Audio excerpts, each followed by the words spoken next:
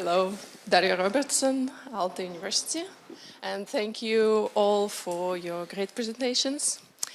My question is to Antti, Scott, and Kalle today.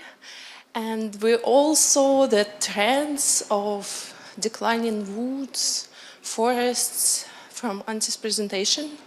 But you're all talking about the products that are made from wood. And there's a lot of support from governments to increase those production. So we expect a lot of supply growth as well and demand growth, because we're all aware about this. So does it mean that we will cut more trees in the future when we need the forest so much? Should I answer? Absolutely. One of you should answer, yes, yeah. maybe other person. At the moment, I think that in Finland we cannot increase the annual harvest, even though the growth is still larger than the annual harvest. And pretty much in many other places in the world, we cannot increase the economic output of bioeconomy by increasing the supply. One thing I want to emphasize that there is not always a clear connection with the forest resources and how they are behaving and how the forest wood industry is harvesting. For instance, as you said, in Canada, the forest industry has been decreasing the annual harvest by about 20-25% since year 2008 or year 2000. And nonetheless, the forests are growing slower than before, and the carbon sink is equally decreasing because of the massive forest disturbances. Whereas we've been increasing the harvest, and that has led to decreasing carbon sinks. I don't know if I answered your question, but finally, there is not that much room for increased harvest in Europe at the moment.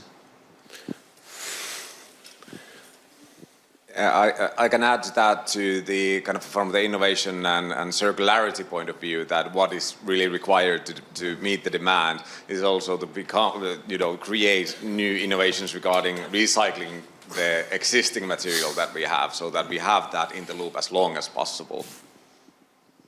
And maybe also to add, this is kind of funny, I think you were saying what I was supposed to say, and I'm saying what maybe I was expecting you to say. But I think what is also very important, how do we use the wood? So if we use it in short-term products that have low value and the carbon is released very fast back to the atmosphere, that's not good for anybody. But if we make long lifetime products or products with higher value, yeah, I think that's what matters a lot. Because at the moment we do a lot of pulp that we just export, and the money is done elsewhere. Okay, thank you. I see there are two other questions there, and let's take one of them, then I have online questions, and then we'll take the next one from the audience. Hey, it's Art Rogowskis. I've seen these numbers before on carbon capture from the forests, and your number was maximized at, let's say, 200 years. But what happens if I, let's say, cut every 20 years, because you're in that rapid growth phase, and I sum those up over, let's say, 4 or 5 cuttings, do I end up over 200 years capturing more carbon? Yeah, thank you. This is a good question.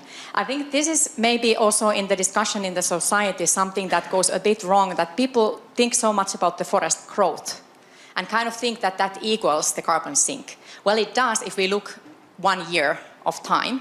But when we look over the whole rotation period, it really matters what do we do with the storage. It's not only how do we increase the storage every year, but if we empty the storage in the end, and let's say burn it in energy back to the skies or use it in toilet paper, and in 2 years it's back to the skies. It's like if we have a bank account. Do we take a bank account that has 200 euros and high interest rate, or a bank account that has 100,000 euro and lower interest rate? Many people select the one that... Okay, now we're going to get on an academic argument, because broadening it as to the ultimate fate of those products, I understand your argument, but I could also argue that if that is not used that way, I'm going to use petroleum, which will ultimately add more carbon anyways. Do you see what I'm saying? No, now I didn't hear Okay. perfectly. If you say you're going to take those paper products and make fuels, so you burn it anyway, so the CO2 is back up in the air. That's true, but if I don't take the paper and convert it to fuels, or really wood to fuels, then I'm going to use petroleum, then my net increase is even higher. Yeah, this is a good question. So if we think about from the kind of atmosphere perspective, it doesn't matter where the carbon is coming from. You are adding carbon to the atmosphere. But of course, I understand that it's more easy to store it back to the forest than store it in the fossil fuels. But that's why we also need these different kind of methods to capture the carbon. Also, like technical methods would be needed, but they are still too expensive and difficult to make in big scale. But yeah, so this is a big picture with big question with many approaches. I fully agree with you. Things are not so simple when we think about the whole changes, like systemic changes we need in the societies. I fully agree on that. Thank you. All right, thank you. Maybe if we turn the discussion a bit more on the from the forest to the products. There's a question online on we're talking about the doubling the value, and now is there sort of a there's sort of a lot of players. There's the industry, there's the government, maybe even research. I mean, there's a question of who should take the lead.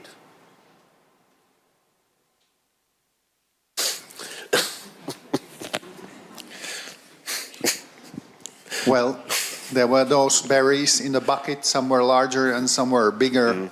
And it's the money talks in the end of the day when you are going to upscale the production.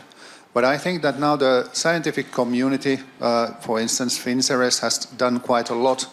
Our science panel combined the material science with money, and now it's the businesses who have to look at carefully whether this is bankable or not. And then government can make a small leverage. There are a lot of examples, for instance, the windmill industry and wind power in Finland that was non-existent 15 years ago. But then there was a generous feed-in tariff that launched the production, and now we are in a commercially viable business today. But I'm not going to be taking the lead. Maybe Kalle, do you have a few thoughts about the? Yeah, I'm thinking there's a responsibility on every stakeholder and everyone who is participating in building these societies.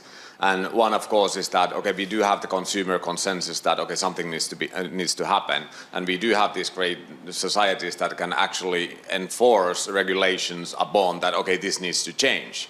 But then it's also the corporate responsibility to that when we make these, visions and strategies that we actually take, walk the talk in the sense that we give back to mitigate these issues and fund the innovations, and also the academia that there's a purpose for academia, and so that we as a society understand the basics of how things work and what can be done. So I think it's a joint effort from everyone. So no one can hide the responsibility. Rather, everyone needs to step up on the responsibility and take accountability on these changes.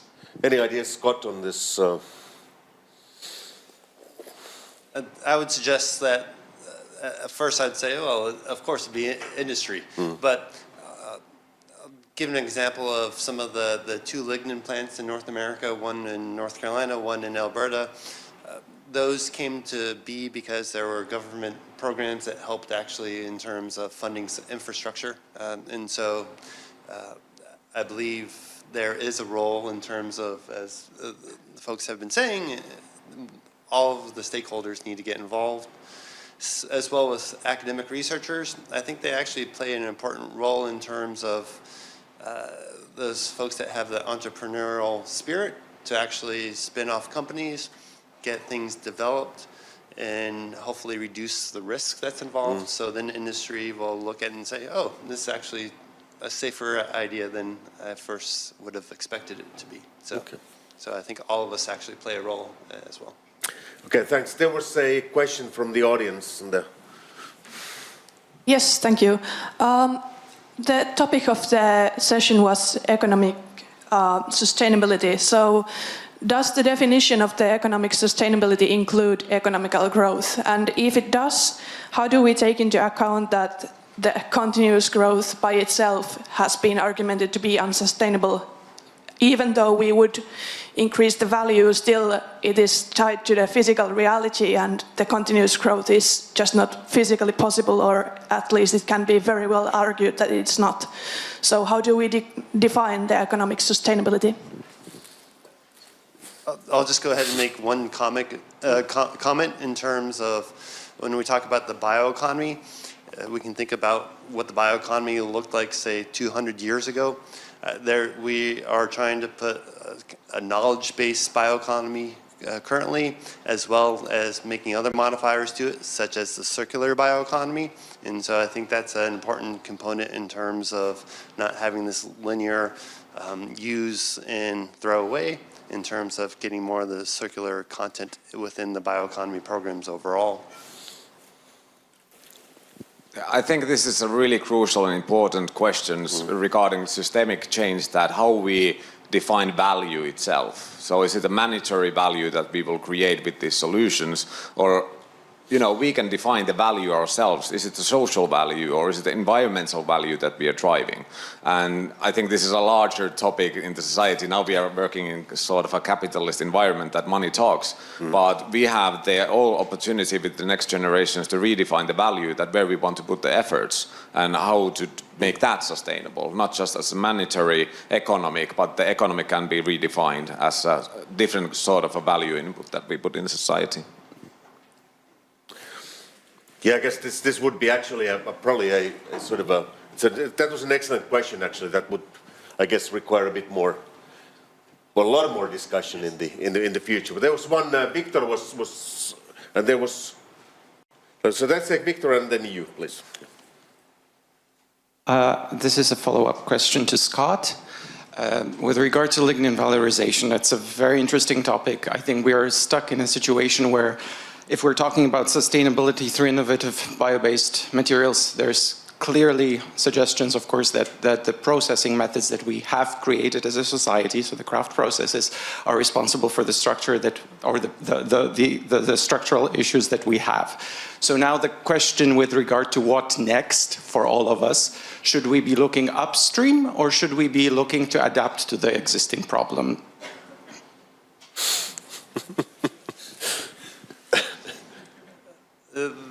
That's a very difficult question. In terms of, we have this infrastructure here, especially with the craft pulping process, where it works really well in terms of recycling a lot of the chemicals that are needed within that system. And so that's kind of hard to beat.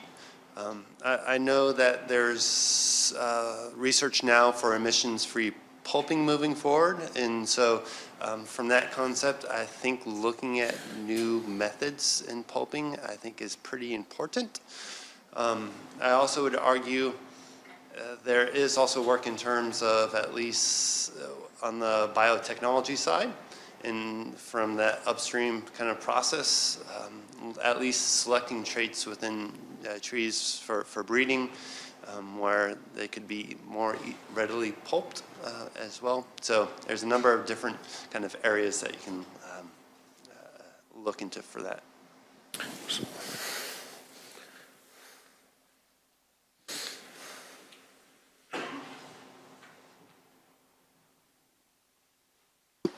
So I guess my question is more on the side of course we have products and we need to sell those products, and we have different stakeholders. It might be another company that we sell products, or it might be the private sector, meaning the citizens. So my question is, how do we convince, for example, citizens that they play a huge role into all of this?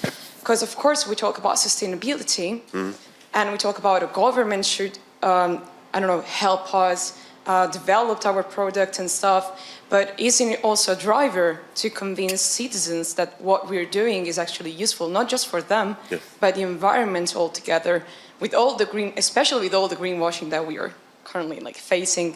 For example, just think about fast fashion, for example. How do you convince somebody that, well, fast fashion is bad for the environment for this and this reason? Try to use this new textile, but these new textile cost double the amount of the other one. So what do you do there? Maybe Kalle, do you want to start and others will follow? Yes, I love this question because this is something that we've been battling. That okay, there was a huge promise that we will develop these new textile fibers and the world will be changed, but the consumer is not willing to pay from the sustainability. So there's the ask for doing something, but then is there a willingness to pay the double of the amount from the sustainability perspective?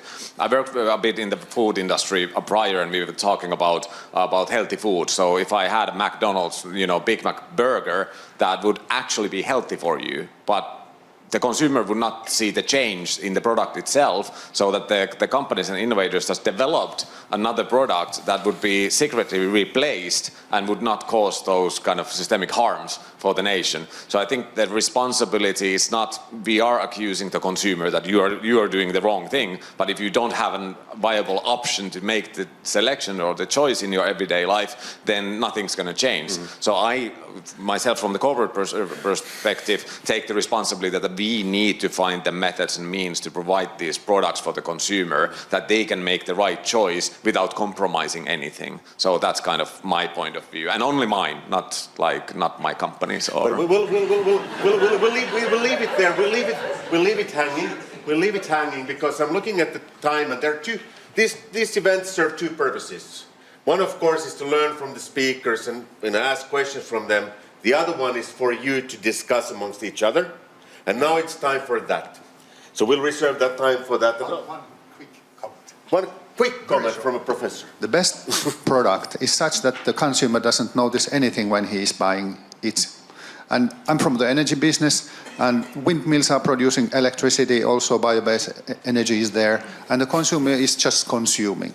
And we are changing the system behind that plug that you put to the plug-in. So T-shirt is still a T-shirt, but still made in a different way. So anyway, so first of all, please